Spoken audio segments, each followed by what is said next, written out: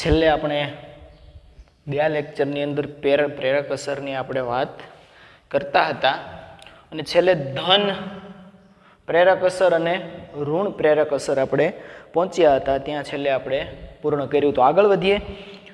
હવે આ જે ઇન્ડક્ટિવ ઇફેક્ટ છે તેમાં ધન પ્રેરક અસર અને ઋણ, ચાલો તો જોઈએ આપણે બંને. પ્રેરક અસરની અંદર ઋણ ઇલેક્ટ્રોમેરિક અસર.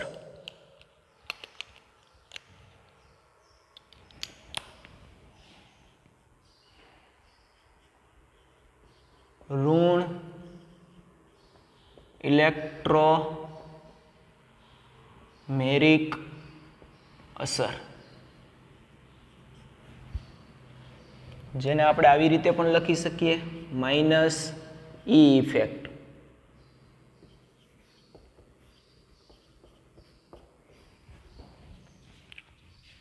ઋણ ઇલેક્ટ્રોમેરિક અસર અથવા તો માઇનસ ઈ અસર. કોને કહેવાય ઋણ ઇલેક્ટ્રોમેરિક અસર? ચાલો પહેલા આપણે થોડું લખી લઈએ એના વિશે, પછી આપણે એની વાત કરીએ. તો ઋણ જે અસર છે એમાં મુખ્ય તમારે બહુબંધના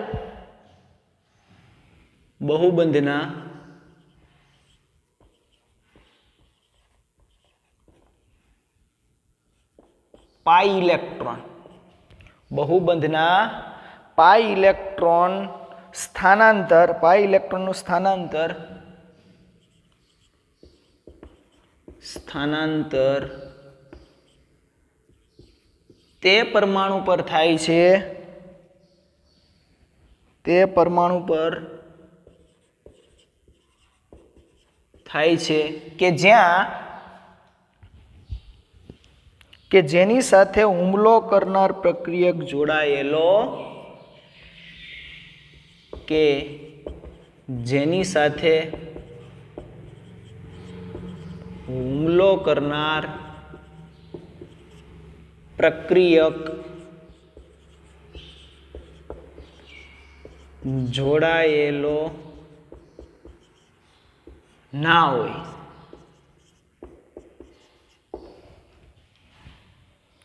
બહુબંધમાં એટલે કે એક કરતાં વધારે બંધની અંદર પાઈ બંધના ઇલેક્ટ્રોનનું સ્થળાંતર ત્યાં થાય છે, ક્યાં થાય કે જેની સાથે હુમલો કરનાર પ્રક્રિયક જોડાયેલો ના હોય. બહુબંધ એટલે એક કરતાં વધારે બંધ, જેમાં આપણને કેવો બંધ જોવા મળશે? પાઈ બંધ જોવા મળશે. માનો કે કોઈ એક આલ્કીન છે, આર્યો, અને શું કહેવાય?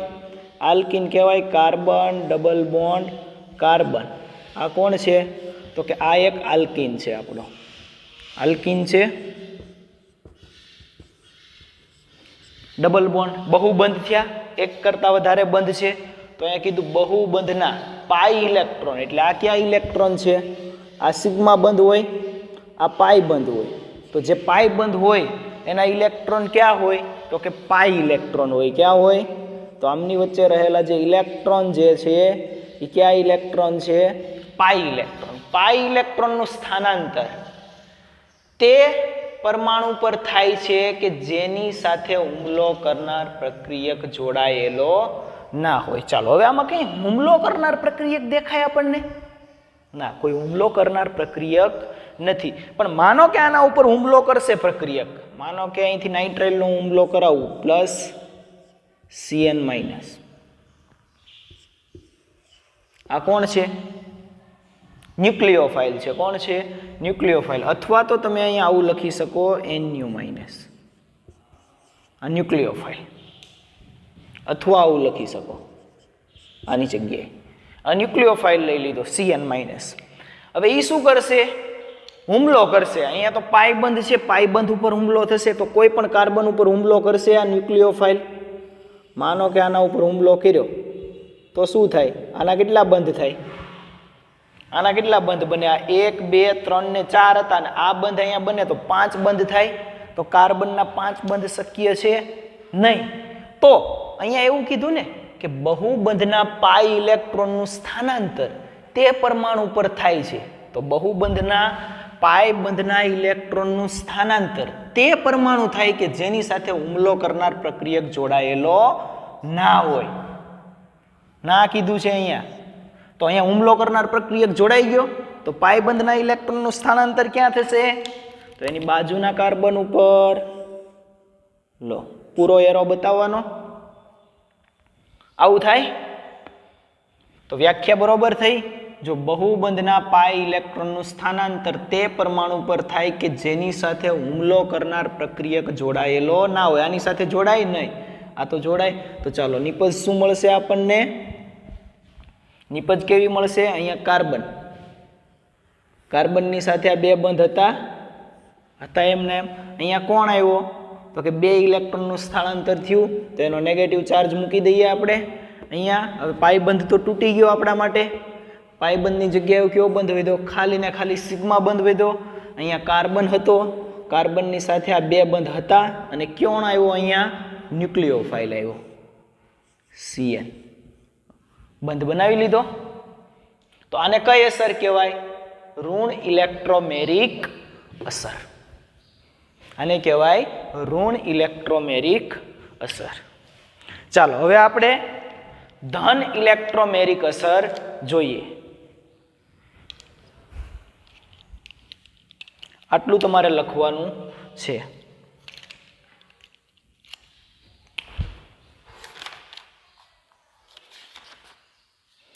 ચાલો ઋણ ઇલેક્ટ્રોમેરિક અસરનો ક્રમ હજી એક લખી નાખો તો.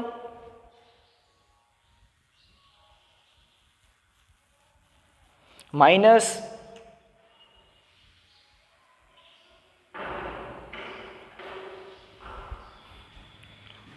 અને બીજી આવે ધન ઇલેક્ટ્રોમેરિક અસર.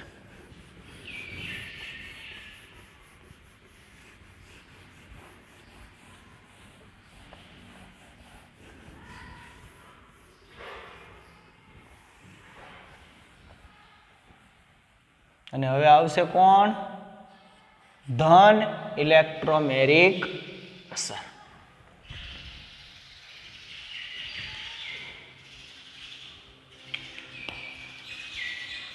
ચાલો ધન ઇલેક્ટ્રોમેરિક અસર કોને કહેવાય? તો કે ધન ઇલેક્ટ્રોમેરિક અસરની અંદર શું થાય? તો કે બહુબંધના પાઈ ઇલેક્ટ્રોનનું સ્થળાંતર, બહુબંધમાં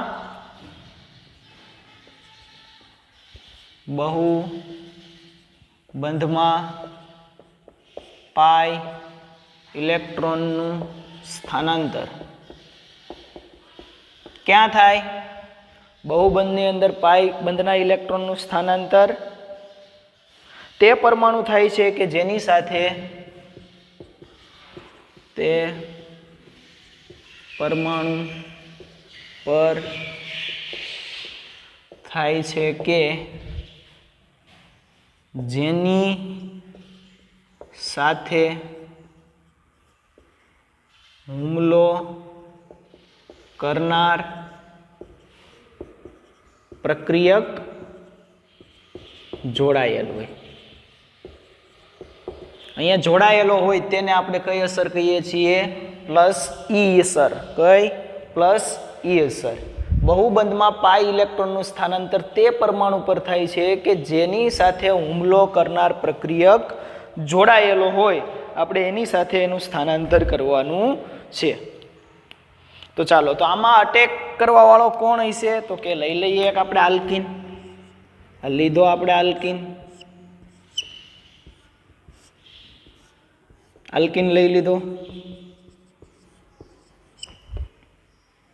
આ પાઈ બંધ થઈ ગયો. તો અટેક કરવા વાળો કોણ હશે? પહેલાની અંદર ન્યુક્લિયોફાઇલ હતો, તો આમાં કોણ હોય? ઇલેક્ટ્રોફાઇલ હોય. તો ઇલેક્ટ્રોફાઇલને આપણે E+ વડે બતાવીએ.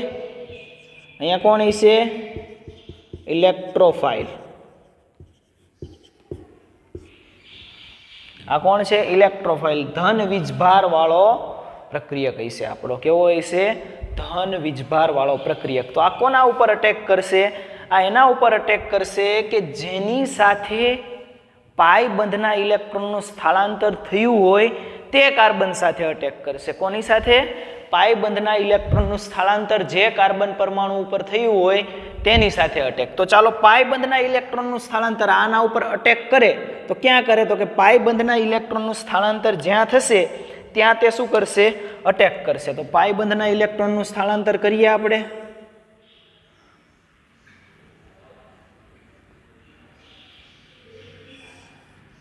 આવું થાય. તો આ ઇલેક્ટ્રોન અહીંયા આવે તો સ્ટેપ આવું જોવા મળશે.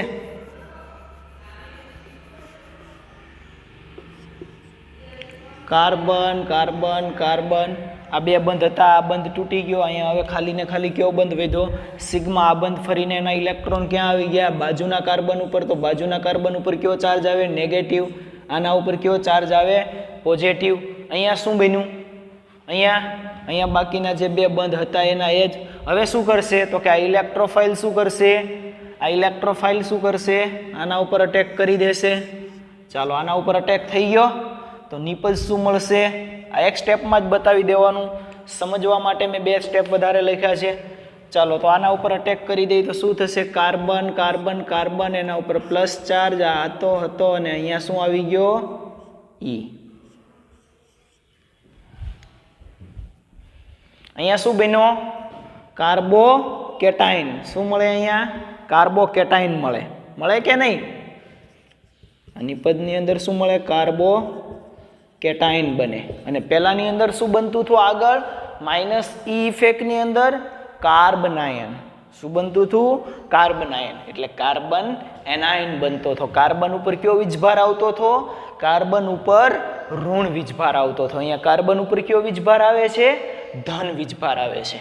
ચાલો, આ થઈ ગઈ આપણી કઈ? ધન ઇલેક્ટ્રોમેરિક અસર. ધન ઇલેક્ટ્રોમેરિક અસરની અંદર શું થાય? તો કે પાયબંધના ઇલેક્ટ્રોનનું સ્થાનાંતર જે કાર્બન પરમાણુ ઉપર થાય છે. તો અહીંયા જુઓ, જે કાર્બન પરમાણુ ઉપર થાય છે તો કર્યું. અહીંયા જ્યાં નેગેટિવ ચાર્જ આવ્યો તે ઇલેક્ટ્રોનનું સ્થાનાંતર બતાવે છે.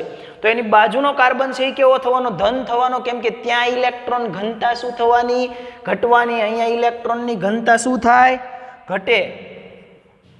અહીંયા ઇલેક્ટ્રોનની ઘનતા ઘટે અને અહીંયા શું થાય? ઇલેક્ટ્રોનની ઘનતા વધે.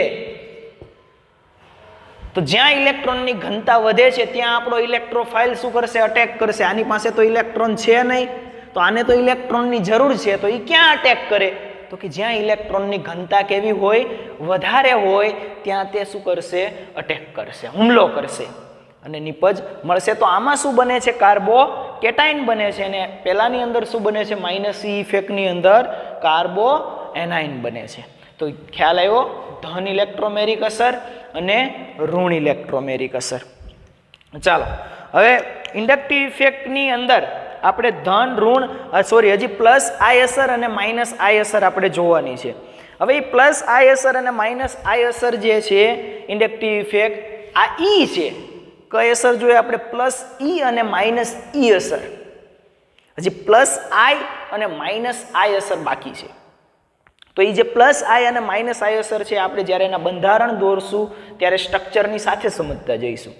ઓકે, એના એમસીક્યુ સોલ્વ કરશું ત્યારે એમની અંદર આપણે સમજતા જઈશું. કેમ કે અત્યારે બતાવી દઈશ તો એ ખ્યાલ આવશે નહીં. એની સાથેનો એમસીક્યુ આપણે સોલ્વ કરશું. આ બધાના એમસીક્યુ આપણે સોલ્વ કરતા જઈશું સાથે સાથે ફરી પાછી આને આપણે સમજશું. તો ચાલો, ત્યાર પછી આગળ સંસ્પંદન બંધારણની આપણે વાત કરીએ. નવો ટોપિક નામ આપી દો, સંસ્પંદન બંધારણ.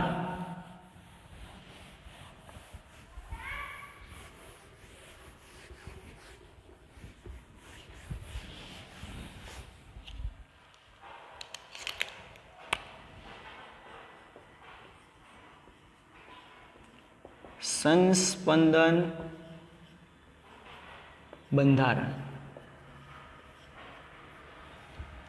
ચાલો, હવે આપણે વાત કરવાની છે કોની? સંસ્પંદન બંધારણની. તો સંસ્પંદન બંધારણ કોને કહેવાય? તો કે કાર્બનિક સંયોજનો કે જેનું વર્તન કાર્બનિક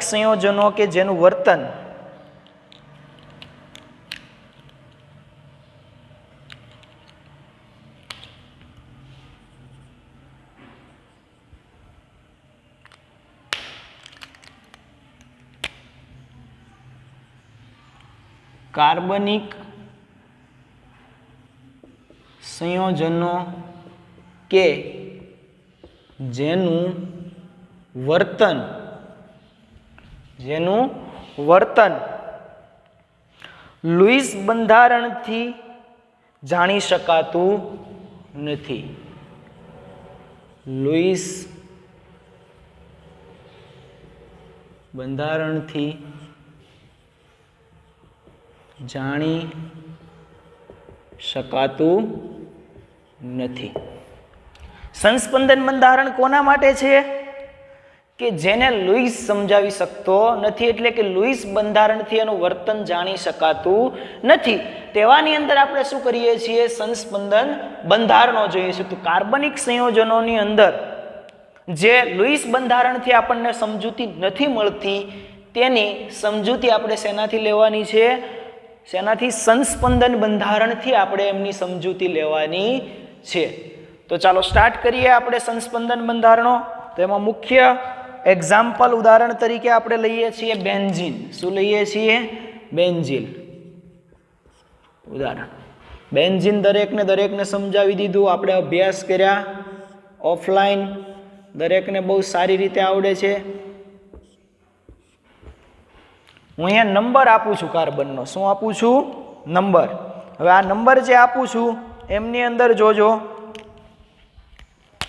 1, 2, 3, 4, 5 અને 6. સંસ્પંદન બંધારણને કેવા એરો વડે દર્શાવવામાં આવે છે? તો કે બંને સાઈડ માથું હોય એવો, આવા એરા વડે દર્શાવવામાં આવે સંસ્પંદન બંધારણને. આ પણ આપણે શીખ્યા. ચાલો, આ બેન્ઝીન જ છે. સંસ્પંદન થાય તો શું થાય?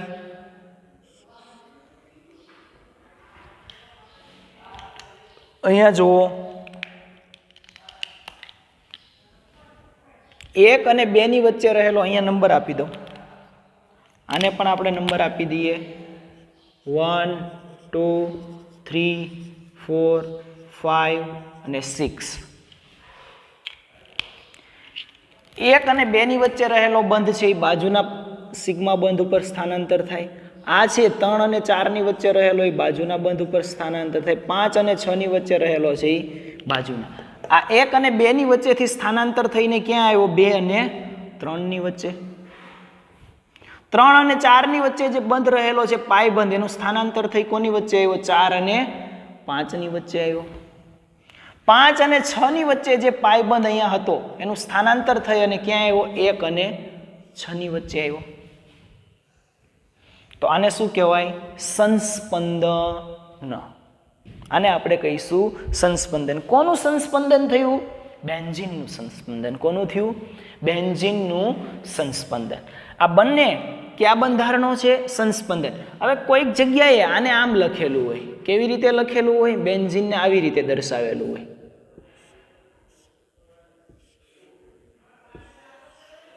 આવી રીતે દર્શાવેલું તો પણ સાચું છે. આ રિંગ શું બતાવે છે? કે બેન્ઝીનની અંદર જે રહેલા પાય બંધ છે એનું શું થાય છે?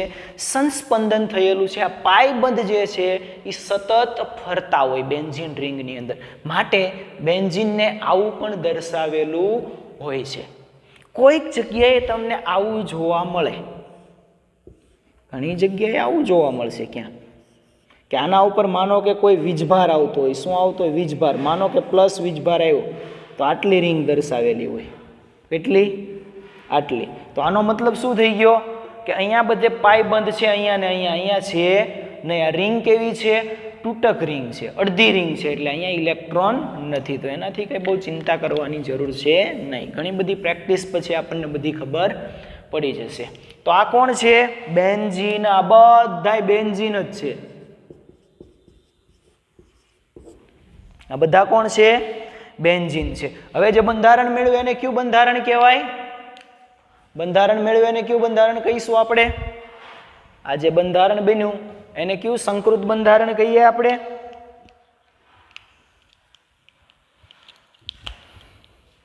અહીંયા પ્રશ્ન એક એવો થાય કે બેન્ઝીનનું જે બંધારણ છે, બેન્ઝીનનું બંધારણ અહીંયા થોડું મોટું દોરી દો. અહીંયા એક વિદ્યાર્થી મિત્રો આપણને એક પ્રશ્ન સહજ એવો થશે કે બેન્ઝીન છે, બેન્ઝીન આવું, તો એમની અંદર તમને પાઈ બંધ પણ જોવા મળે છે અને સિગ્મા બંધ પણ જોવા મળે છે. પાઈ બંધ ક્યાં છે? તો કે આ કોણ છે? પાઈ બંધ છે. આ કોણ છે? પાઈ બંધ છે. આ કોણ છે? પાઈ બંધ છે. આ બધા કોણ છે? સિગ્મા. આ બધા કોણ છે? સિગ્મા. અહીંયા કોણ હોય? હાઇડ્રોજન હોય હો. અહીંયા હાઇડ્રોજન હોય. પૂરું સ્ટ્રક્ચર દોરી દો લો. એમ કે કાર્બન 4 બંધ બનાવે કે નહીં? લો આ બેન્ઝીન જ છે. આ દોરેલું જે બેન્ઝીન છે એ જ બેન્ઝીન આ છે. તો આમની અંદર જોવા જાવ તો સિગ્મા બોન્ડ પણ દેખાય તમને. દેખાય સિંગલ બોન્ડ. અહીંયા હું એક ડાર્ક કરી દઉં એટલે તમને દેખાય. આ સિગ્મા બોન્ડ છે. આ પણ સિગ્મા બોન્ડ છે. આ પણ સિગ્મા. તો પાઈ બંધ, ડબલ બોન્ડ અને સિગ્મા બોન્ડ બંનેની બંધ લંબાઈ છે એ સમાન હોતી નથી. આપણને ખબર છે કે ડબલ બોન્ડ કરતાં સિંગલ બોન્ડ છે તેની બંધ લંબાઈ છે એ કેવી હોય? વધારે હોય. એનો મતલબ એમ કે સિંગલ બોન્ડ કરતાં ડબલ બોન્ડ છે એ કેવો હોય? ટૂંકો હોય. તો બેન્ઝીનની અંદર જે બંધ રહેલા છે એની બંધ લંબાઈ નક્કી કઈ રીતે કરવી? તો યાદ રાખો કે સિંગલ બોન્ડ છે એની કેટલી બંધ લંબાઈ છે? 154 પાઇકોમીટર છે. કેટલી છે? Carbon carbon single bond, carbon carbon single bond એની બંધ લંબાઈ કેટલી છે? 154 પાઇકોમીટર છે. કેટલી છે? 154. તો આમાં જે કાર્બન કાર્બન સિંગલ બોન્ડ છે એની બંધ લંબાઈ કેટલી છે? 154. પણ કાર્બન કાર્બન ડબલ બોન્ડ પણ છે. જુઓ છે કે નહીં? તો કાર્બન કાર્બન ડબલ બોન્ડ, આ ડબલ બોન્ડની બંધ લંબાઈ કેટલી છે? 139 પાઇકોમીટર. તો બેન્ઝીનની અંદર બંધ લંબાઈ માનવી કઈ આપણે? 154 કે 139 પાઇકોમીટર? આપણે કઈ બંધ લંબાઈ નક્કી કરવી? કોઈ કેમ પૂછ્યું ભાઈ કે બેન્ઝીનની બંધ લંબાઈ, બેન્ઝીનમાં રહેલા જે બંધ છે એની બંધ લંબાઈ કેટલી છે? તો આમાં આપણે નક્કી ઘડીક તમે સંસ્પંદનનો અભ્યાસ કર્યો તો આ ડબલ હોય, ડબલ ત્યાં ને ત્યાં હોય તો આપણે કહી શકીએ કે બેન્ઝીનની અંદર ડબલ બોન્ડ અહીંયા છે તેથી એની બંધ લંબાઈ આટલી છે. પણ એ બંધ પણ સતત ફરે છે. જુઓ ઘડીક આ 1 અને 6 ઉપર હતો એ પાછો ક્યાં આવશે? સંસ્પંદન થઈને 6 અને 5 ની વચ્ચે આવશે. એટલે આ બંધનું તો સતત સંસ્પંદન થાય. ડબલ બોન્ડ ઘડીક અહીંયા હોય, ઘડીક અહીંયા હોય, ઘડીક અહીંયા હોય, ઘડીક 6 કાર્બન ઉપર ફરે છે. તો નક્કી કેમ કરવી બંધ લંબાઈ? તો બેન્ઝીનની જે બંધ લંબાઈ છે કઈ બંધ લંબાઈ પછી લેવામાં આવી? આ બંનેની વચ્ચેની, એટલે કઈ? સરેરાશ બંધ લંબાઈ લેવામાં આવી. કઈ? સરેરાશ બંધ લંબાઈ લેવામાં આવી. Sorry 134 picometre. કઈ લેવામાં આવી? સરેરાશ બંધ લંબાઈ. તો સરેરાશ બંધ લંબાઈ લઈ શકીએ આપણે.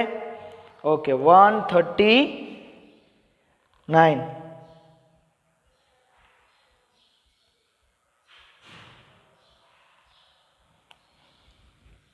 તો બંનેની સરેરાશ બંધ લંબાઈ લેશો એટલે કઈ આવશે? 139 પાઇકોમીટર આવશે. તો બંનેનો સરવાળો કરીને ભાગ્યા 2 કરવાના, જે મળે તે કઈ એની બંધ લંબાઈ? સરેરાશ બંધ લંબાઈ. ચાલો તો આ થઈ બેન્ઝીનની વાત. હવે જે બેન્ઝીન છે એ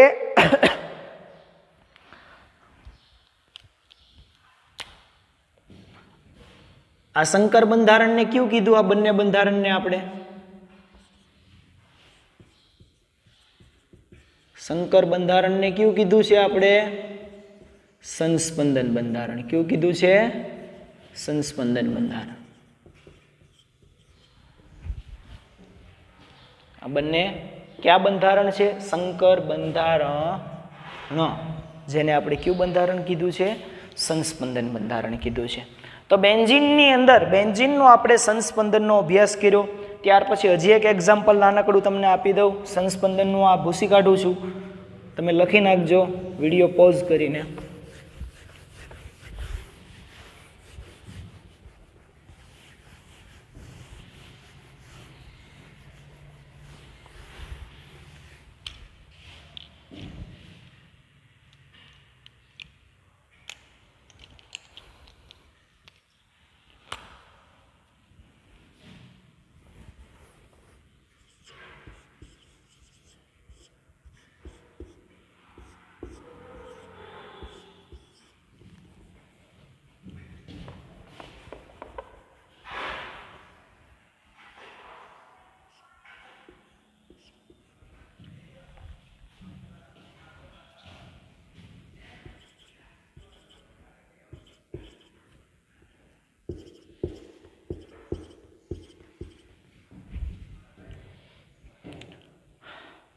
અહીંયા તમને એક અણુ દોરી દીધેલો છે.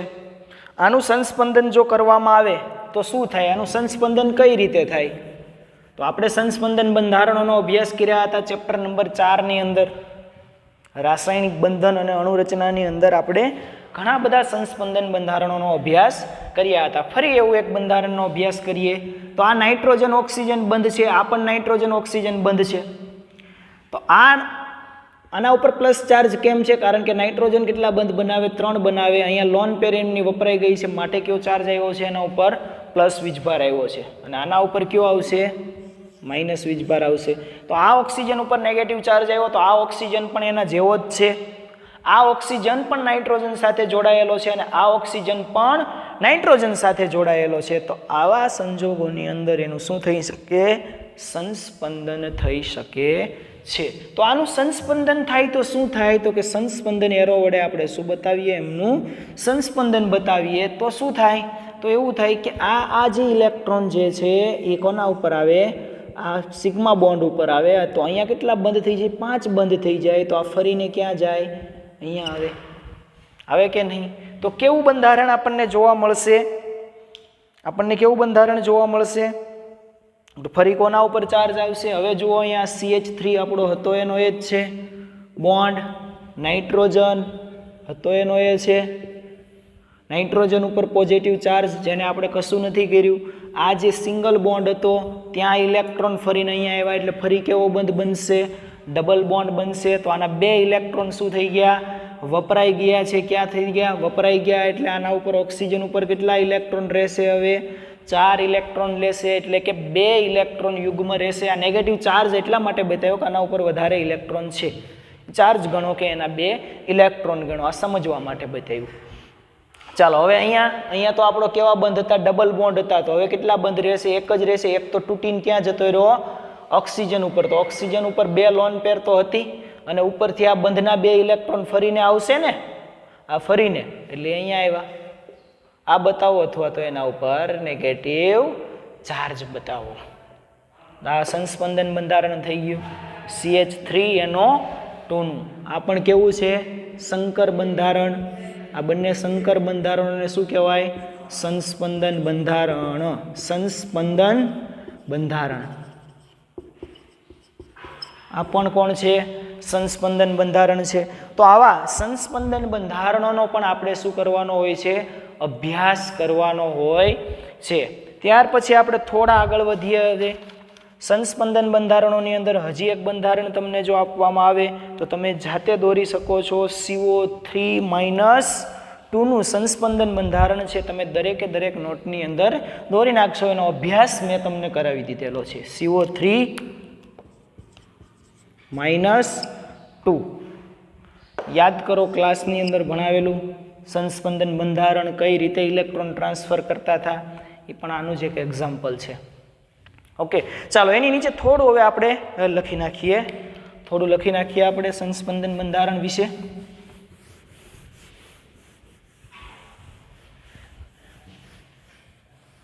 બધું દોર્યા પછી લખવાનું છે કન્ટિન્યુ તમારે.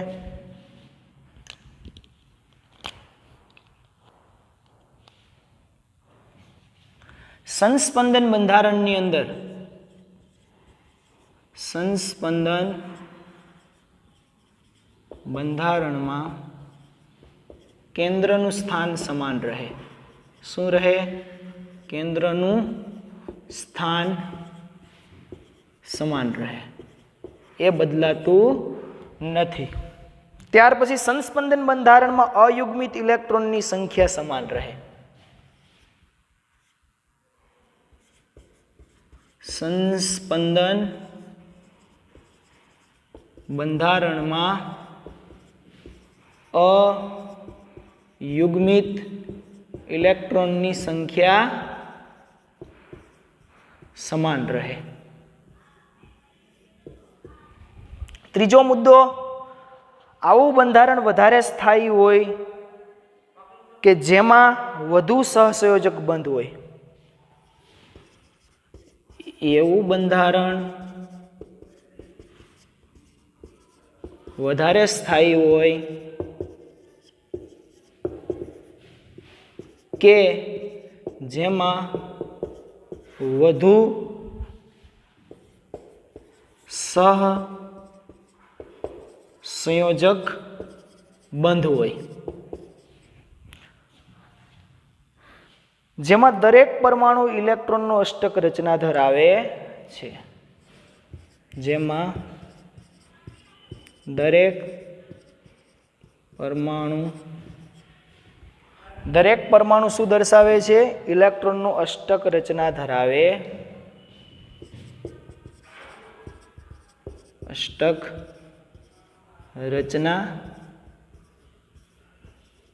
છે. આગળ મુદ્દો લખી નાખો.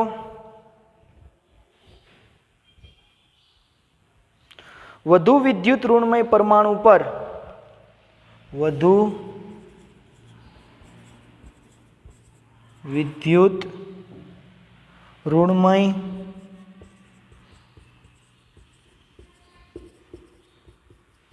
પરમાણુ પર ઋણ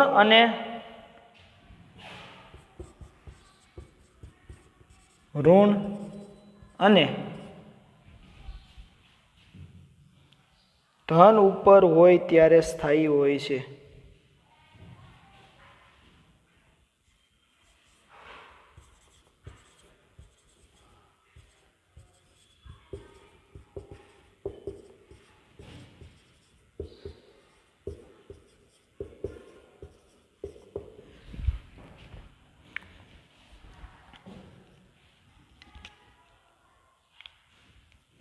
વધુ વિદ્યુત ઋણમય પરમાણુ ઉપર ઋણ અને વધુ ધન ઉપર કેવો હોય? ધન હોય. ત્યારે કેવું હોય છે? સ્થાયી હોય છે. આપણે 5 મુદ્દા છે આપણે શું કરવાના છે? સમજવાના છે. તો બંધારણ સાથે આપણે શું કરશું? આની સમજૂતી મેળવશું.